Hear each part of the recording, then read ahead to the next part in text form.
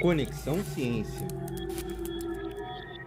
No primeiro episódio da segunda temporada da série Conexão Energias Renováveis, o diretor-presidente da Enercons, Energia Hidrelétrica Renovável de Pequeno Porte, Ivo Augusto de Abreu Pugnalone, explica o que são usinas hidrelétricas e como funciona a produção de energia elétrica nessas usinas.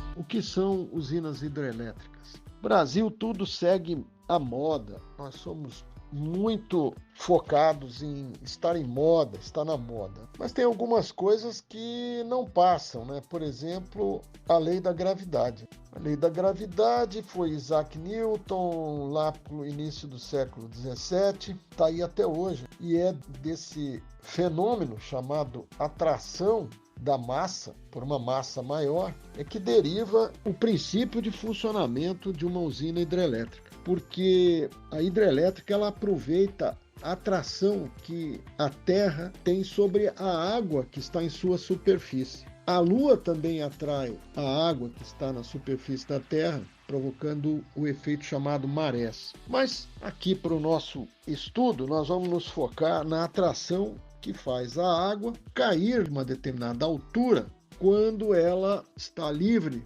na natureza, em um rio, ou quando ela está dentro de um tubo. Isso, funcionamento de uma hidrelétrica, vocês imaginam, é a água que, colocada dentro de um tubo, tende a cair para a terra, usando a força de atração que essa grande massa chamada Terra exerce sobre a água que está na superfície. Então, o nome hidroelétricas vem de que ela usa água, mas poderia usar qualquer coisa que estivesse fluindo em cima da terra e caísse de uma determinada altura. Nós temos muita água no Brasil, tanto de superfície como subterrânea, e, portanto, há mais de 130 anos, existem usinas que usam a queda da água sobre o solo para gerar energia elétrica. A gente também podia dizer que o Sol também contribui muito para uma usina hidrelétrica, porque ele é quem fez, em algum momento, a água evaporar da superfície do mar, da superfície dos lagos e dos próprios rios, em forma de nuvens, ser levada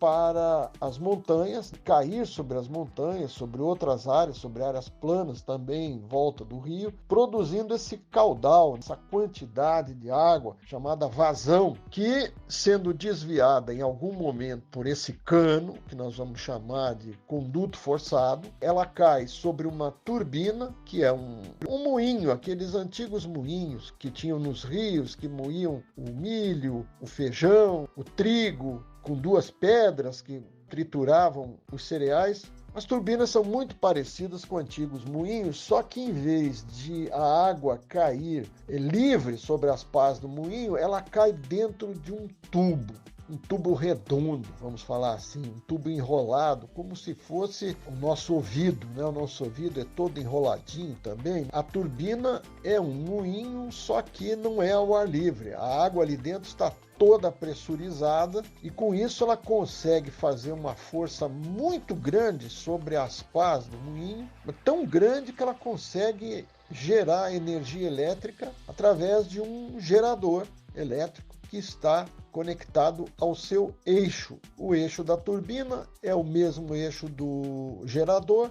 Esse gerador, ele produz a eletricidade. Eu não vou explicar bem como é isso, mas, em resumo, esse eixo faz girar um conjunto de ímãs que gera um campo magnético, e esse campo magnético variando dentro de um outro campo magnético que existe fixo dentro do gerador, produz corrente elétrica. Então, essa turbina e esse gerador é que geram energia elétrica. Essa energia ela é gerada numa determinada tensão, essa tensão é aumentada para poder ser transmitida à distância, naquelas grandes linhas de transmissão que vocês veem nas estradas, aquelas torres com treliças, todas treliças metálicas, que elas são as linhas de transmissão, que chegam nas cidades, nas subestações das cidades, são novamente rebaixadas as tensões são distribuídas ao longo das ruas da cidade